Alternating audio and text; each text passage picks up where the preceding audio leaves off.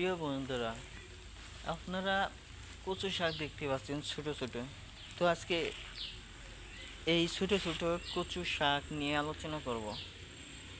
তো বন্ধুরা, যারা ছোট ছোট কচু শাক খাওয়ার অভ্যাস নেই তাদেরকে বলবো, আপনারা গ্রামগঞ্জ থেকে কিংবা যদি বাজারে বিক্রি করে থাকে সেখান থেকে ছোট আকারের যেগুলো কচু শাক রয়েছে সেগুলো কিনে নিন।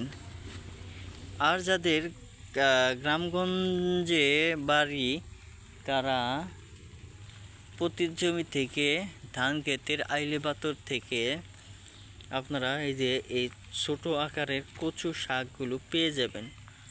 তো ছোট কচু শাকের কথা বললাম কারণ হচ্ছে ছোট কচু শাক ভর্তা দিয়ে খেলে বন্ধুরা কী যে পরিমাণ স্বাদ লাগে তা ভাষায় প্রকাশ করা যাবে না। তো আমি কিভাবে জানলাম এবং বললাম তার কারণ হচ্ছে, আমাদের বাড়িতে বন্ধুরা আমি ছোটোকাল থেকে কিন্তু এই ছোট ছোট কচু শাক দিয়ে এই যে এরকম যে ঢাইগা দেখতে পাচ্ছেন, এগুলো দিয়ে ভর্তা করে অনেক খেয়েছি। তো খেতেও সুস্বাদু লাগে। তবে হ্যাঁ, এই কচু ঢাইগাগুলো পাতা সহকারে ভালোভাবে সিদ্ধ করে নিতে হবে কিন্তু বন্ধুরা। একবার আপনারা আমার কথায় বিশ্বাস করে খেয়ে দেখতে পারেন।